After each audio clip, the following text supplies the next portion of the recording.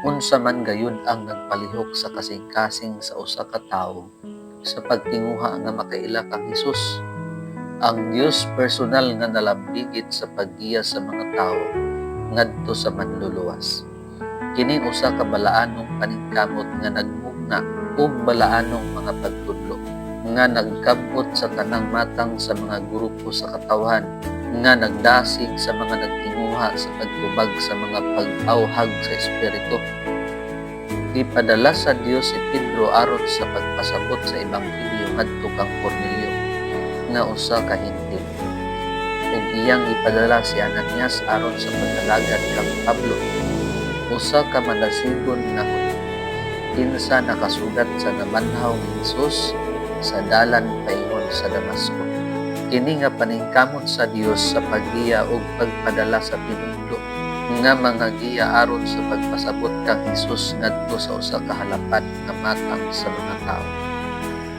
Ang buhat 8 dili eksepsyon. Usa ka manulunda sa Ginoo miingon kang Filipe. Tindog ug umadto ka sa habagatan sa dalan nga gikan sa Jerusalem padulong sa Gaza. Kini usa ka awaaw nga dalan padulong sa Gaza. Daw usa ka dili kasarangan nga teritoryo alang sa pagmensahe sa mga Hudyo. Apan ang Dios nahibalo nga adunay usa nga nagkinahanglan og iya aron sa pagdawat kang Hesus.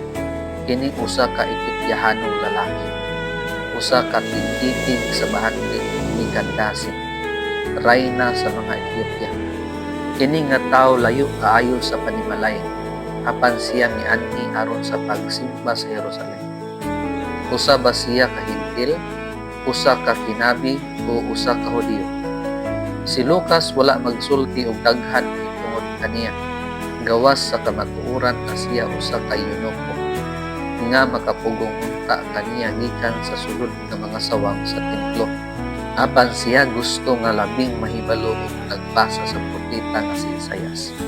Gipadala sa Dios si Filipe aron sa paggiya kaniya niini nga proseso. Sa kasamtangan, hinaot nga kamo makasiguro nga ang Dios mismo mao ang nagpalihok sa mga kasing-kasing sa katawhan sa tinguha sa pagila kang Hesus ug pagdawat kaniya. Ug siya naghimo og paagi sa paggiya kanato pinaagi niini nga proseso.